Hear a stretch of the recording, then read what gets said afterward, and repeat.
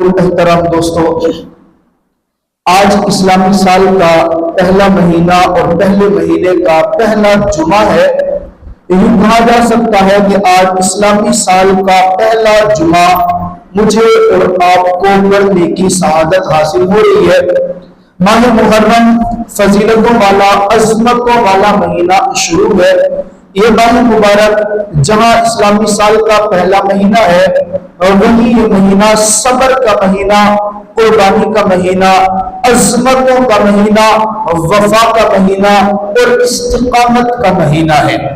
محرم الحرام کے شروع ہوتے ہی مسلمانوں کو یہ مہینہ تلقین کرتا ہے اپنی تاریخ کے اعتبار سے کہ اس مہینے کے اندر ایک مسلمان کو اپنے آباء و اجداد کی طرح، اپنے پیارے پیغمبر کی طرح اور پیغمبر کے صحابہ کی طرح دین کے اوپر استقامت اختیار کرنی چاہیے۔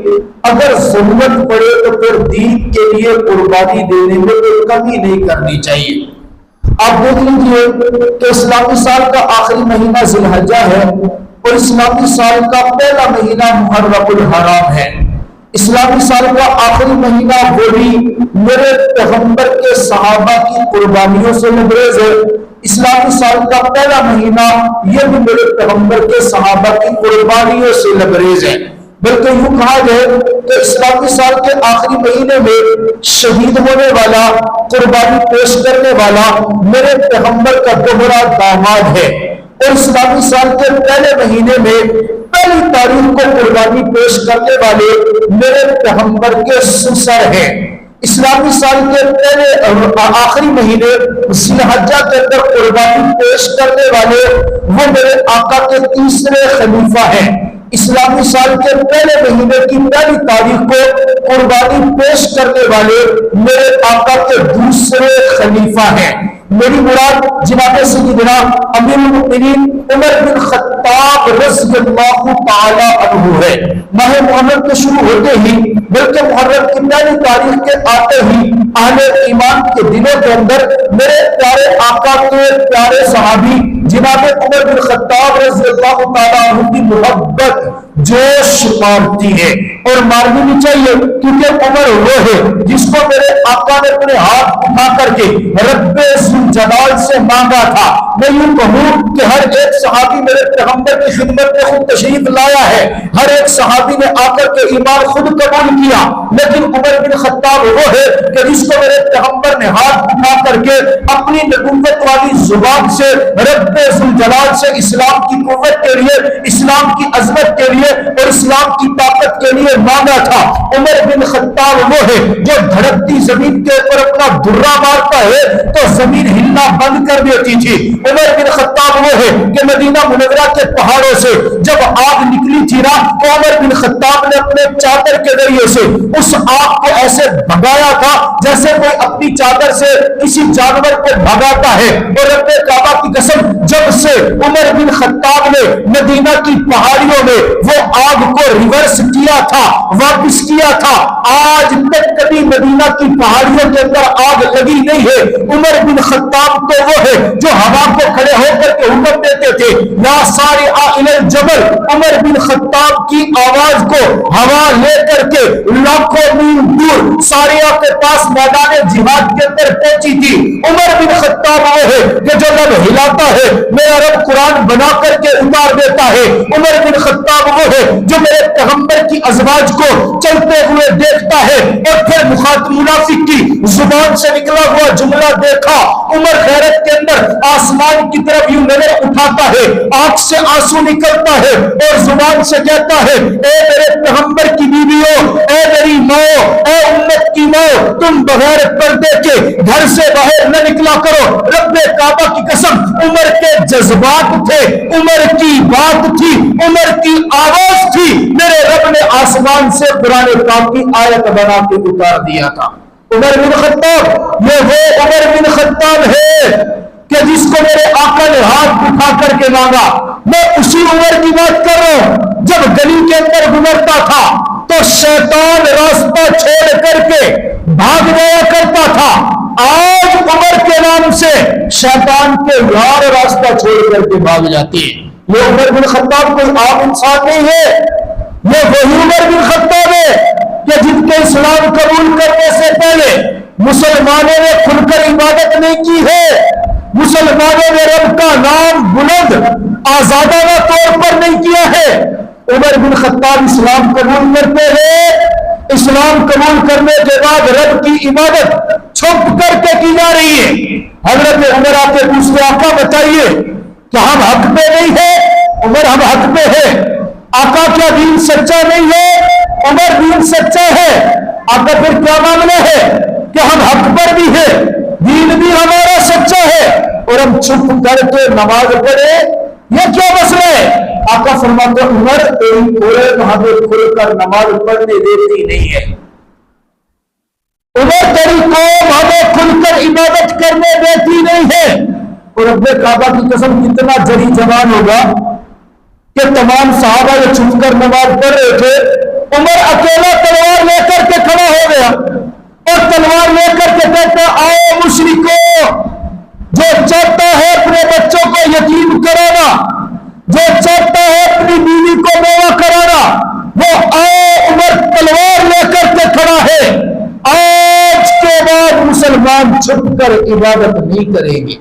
حضرت عمر بن خطاب رضی اللہ تعالی عنہ وہ عظیم صحابی ہے، بے شمار قربانیاں ہیں، بے شمار حضرت عمر بن خطاب رضی اللہ تعالی عنہ کی عبادتیں ہیں۔ تقویٰ، یہ وہی عمر بن خطاب 22 لاکھ مربع میل پر اسلام کا پرچم لہراتے، آدھی دنیا پر اسلام کا پرچم لہرایا ہے۔ عمر بن خطاب رضی اللہ تعالی عنہ کے باوجود لوگوں کو پوچھا، لوگوں مجھے بتاؤ، توجہ کرنا، توجہ بڑی بات ہے۔ حضرت عمر بن خطاب پوچھتے لوگوں بتاؤ اگر میں عمر سنت کے خلاف کروں تو تم کیا کرو گے؟ مجمع لگا ہوئے، خاموش ہے سارے، کہا بتاؤ نا اگر میں عمر کو سنت کے خلاف کام کروں تو تم کیا کرو گے؟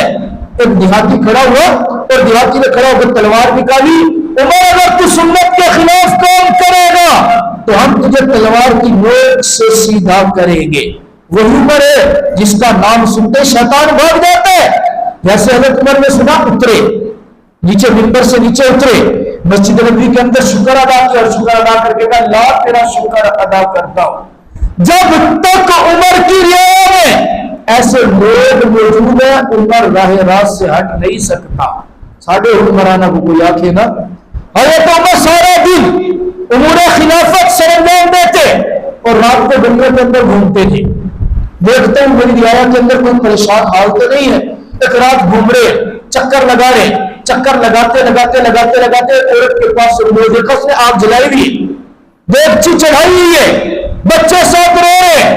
پوچھا بہن کیا ہو گیا؟ وہ نہیں جانتی عمر بن خطاب کو، وہ نہیں جانتی کون ہے امیر المؤمنین کون ہے۔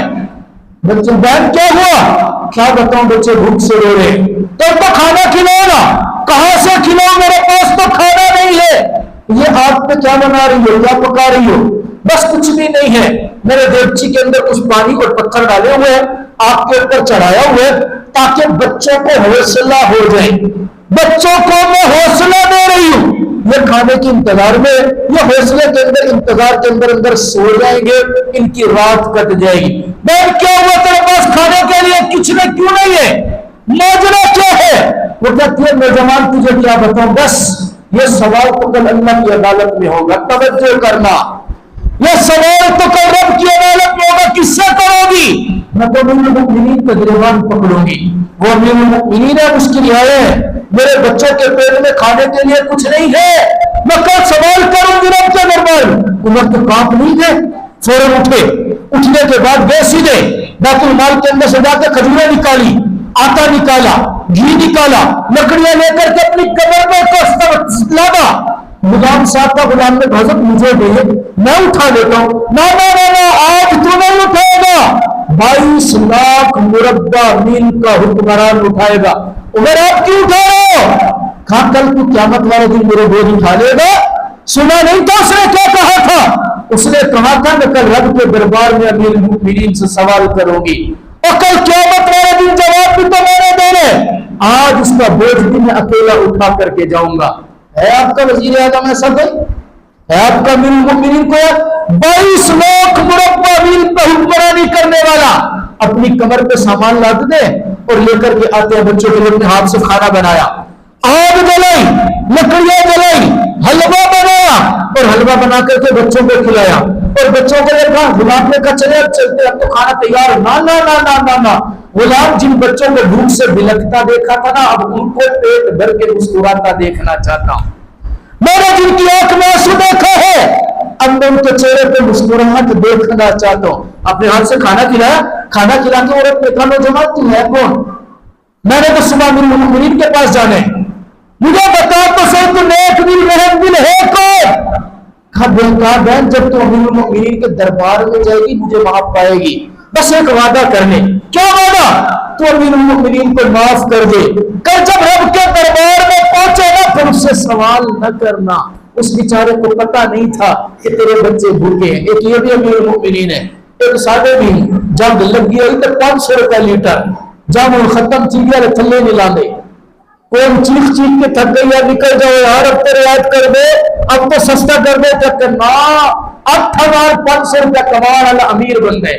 8500 روپے دا تک وہ نہیں تھی نا مہینے دا، اور دن 8500 والا امیر بن، کمال کے لوگ ہیں، کوئی خلائی مخلوق ہے پتہ نہیں کون سے ملک میں رہتے ہیں کون سی زمین پہ پتہ نہیں، یہ عمر بن خطاب یقین کرے خدا کی عدل کی مثال دے کے میرا اللہ آپ کو عمرے پہ لے جائے۔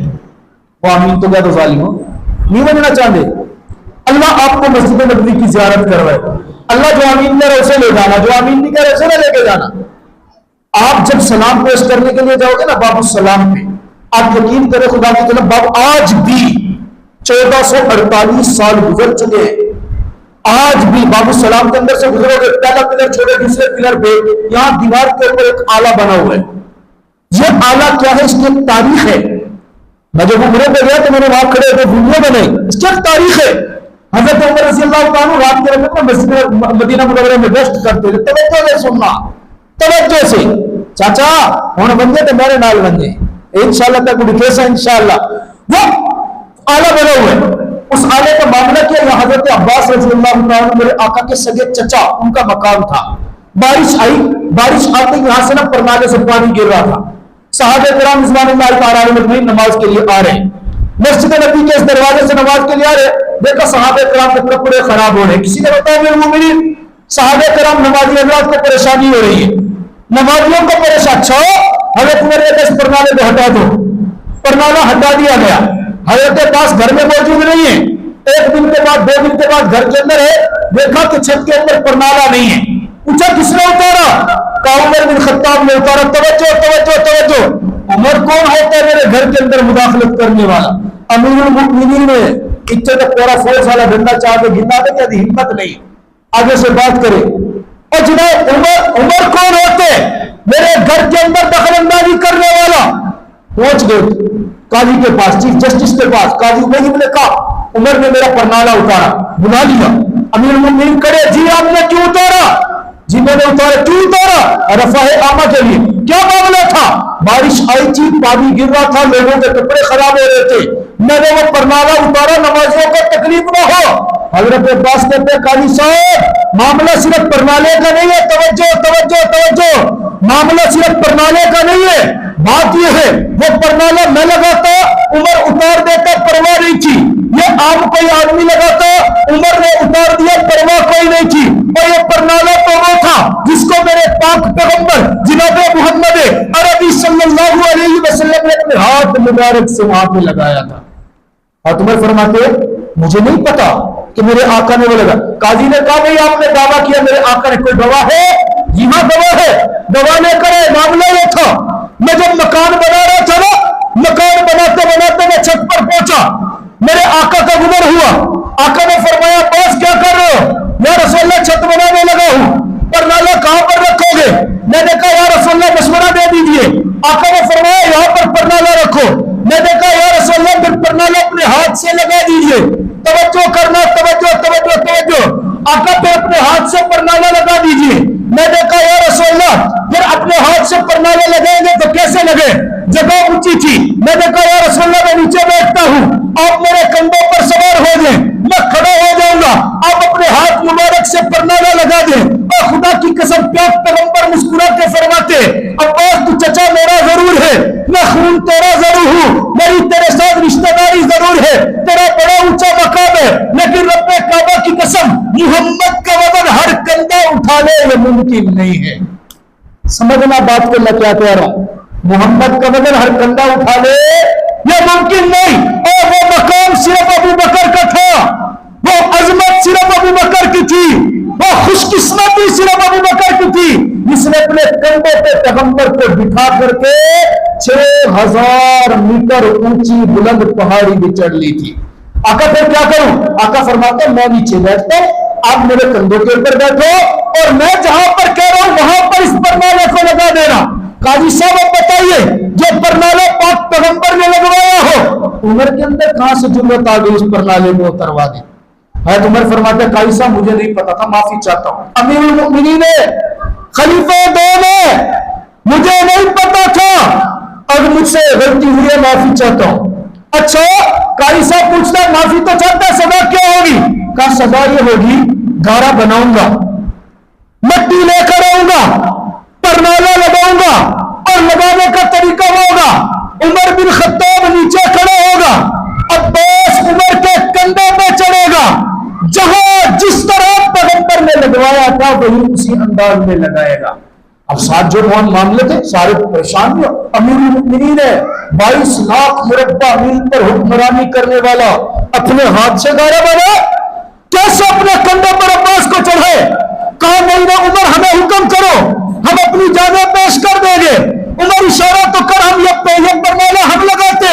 اور رب کعبہ کی قسم عمر رو کے کہنے لگے نا نا نا نا غلطی مجھ سے ہوئی ہے، میرا پیغمبر جب عباس کو اپنے کندھے پر کھڑا کر سکتا ہے تو عمر تو پیغمبر کے غلاموں میں شمار ہوتا ہے۔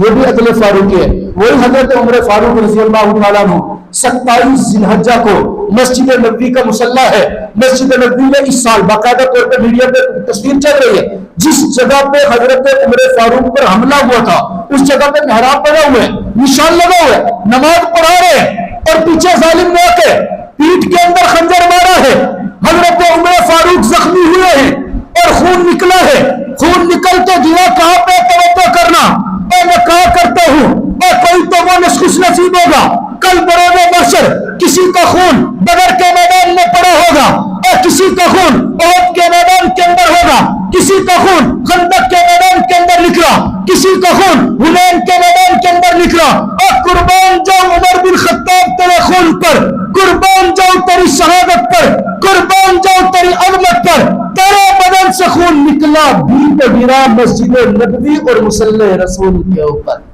کل قیامت والے دن میری اور آپ کی موت پتہ نہیں کہاں آتی ہے، اور کون مرتا ہے؟ کوئی پہاڑوں میں، کوئی میدانوں میں، کوئی پتھروں میں، کوئی روڈ پر۔ عمر تیری شہادت کو سلام کیوں نہ کروں؟ کل جب بروز محشر ہوگا، میدان محشر لگا ہوگا، ہر ایک کی موت کی گواہی مختلف چیزیں دے گی، عمر تیری عظمت کو سلام کرتا ہوں، تیری شہادت کی گواہی اگر دے گا تو مصلی رسول دے گا، مسجد نبوی دے گی۔ اور پھر یہاں تک نہیں، انصاف کا مقام دیکھیں، کوئی گل نہیں 5 منٹ غصہ لیتا ہے تو 5 منٹ میں گننا، اتنا تو حق بنتا ہے نا جی، اتنا تو حق بنتا ہے یار۔ میں 2 سال ہو گیا کہہ رہا ہوں یار کوئی 1 بجے آ جایا کرو یار، اب کچھ باتیں کرنی ہوتی ہیں، ہفتے بعد بات کرنی ہوتی ہے، کچھ سنانا ہے کہ نا اشرف ٹائم ڈیٹ کیا دوں 1 بج کے 28 منٹ تھی گئے وہ رہنا استاد ہوں 1:30 بجے نہ ہون آج نہ پڑھیں گا۔ آج سنو میں عرض کرو حضرت عمر بن خطاب زخمی ہو گئے، اپنے بیٹے کو کہا بیٹا جہاں اما عائشہ صدیقہ رضی اللہ تعالیٰ عنہ کے پاس جا، درخواست کرنا وہ جو حجرے کے اندر میرے آقا سوئے ہوئے نا، آقا کے پہلے میں صدیق سوئے ہوئے ہیں، مجھے وہ جو خالی جگہ پڑی ہے نا وہاں سننے کی اجازت دے دینا۔ اے سنو سنو سنو، احسان کا بدلہ کیسے دیا جاتا ہے؟ رب کا قرآن کہتا ہے ہر جزاء الاحسان الا الاحسان۔ اما عائشہ صدیقہ کے پاس درخواست لے کر کے آئے، اما جان میرے ابا درخواست کر رہے ہیں میرے دنیا سے جانے کے بعد وہ جگہ جو صدیق کے پہلو میں، جو پیغمبر کے قدموں میں ہے، مجھے عمر بن خطاب کو تو دے دینا، میں وہاں پہ سونا چاہتا ہوں، آرام کرنا چاہتا ہوں، دفن ہونا چاہتا ہوں۔ اما عائشہ صدیقہ رو کے کہتی ہیں عمر میں تیری درخواست پہ کیسے رد کروں؟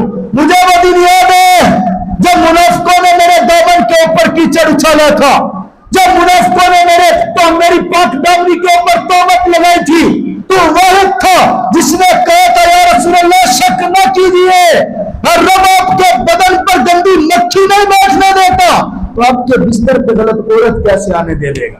तूने मेरी पाक दामनी का ऐलान किया था, जहां वो जगह मैंने रखी तो अपने लिए थी, उमर तूने मां समझ के बर्खास्त की, जहां मैं बेटा समझ करके अपनी जगह तेरे लिए कुर्बान कर दी। अल्लाह आपको ले जाए, जब मस्जिद नबवी में जाओगे, खुदा की कसम, पैगंबर के दरबार में जब हाजिरी होगी ना, और जब मोहब्बत में कहोगे अस्सलातु वस्सलामु अलैका या रसूल अल्लाह, कदम उठेगा तो सिद्दीक को सलाम करना पड़ेगा, कदम उठेगा तो फारूक आजम को सलाम करना पड़ेगा। जब तक मेरे आका का दरबार लगा हुआ है, तो उमर बिन खत्ताब को सलाम होता रहेगा। हुण कोई आके साकू उमर पसंद कोई नहीं, हुण कोई आके साकू उमर दे नाल मुहब्बत कोई नहीं। असाक सु मेरा पुत्र नजर तेरी खराब है, इलाज तू करा, मेरे उमर इच कोई खामी नहीं। उमर कल भी जिंदाबाद था, उमर आज भी जिंदाबाद है, उमर कल भी बादशाह था, उमर आज भी बादशाह है, उमर कल भी मेरे पैगंबर का प्यारा था, उमर क़यामत की सुबह तक मेरे पैगंबर का प्यारा भी रहेगा और कदमों में भी रहेगा। ये तो है उमर बिन खत्ताब। हम शुरू करेंगे शहादत इमाम हुसैन, होनी चाहिए या नहीं होनी चाहिए? मुहर्रम चल रहे हैं ना जी, अब शुरू करते हैं शहादत इमाम हुसैन। बताएगा खुदा की कसम आपको, इमाम हुसैन कौन था जिसके लबों को मेरे पैगंबर चूसा करते थे, जिनको घुट्टी मेरे पैगंबर ने दी, जिनको अपने हाथ से दूध निकाल कर पैगंबर पिलाया करते थे, जिनको अपनी गोद के अंदर उठाया करते थे, जिनको अपने कंधों पर बिठाया करते थे, जिनको कहा करते थे हसन हुसैन जन्नती नौजवानों के सतारे, और जिनके बारे में कहा करते थे जो हसन से मोहब्बत करता है वो मुझसे मोहब्बत करता है, जो हुसैन से मोहब्बत करता है वो मुझसे मोहब्बत करता है, जिसको हुसैन से मोहब्बत नहीं उसको मुझ मोहम्मद से मोहब्बत नहीं। फिर हुसैन पैदा कहां पे हुए, शहीद कहां पे हुए, धोखा किसने दिया, बुलाया किसने था, नतीजा क्या निकला? अगर आपके पास वक्त हुआ तो अगले जुमे टाइम पे आना, इंशाअल्लाह पूरी तफसील जिक्र करेंगे। अल्लाह ताला मुझे और आपको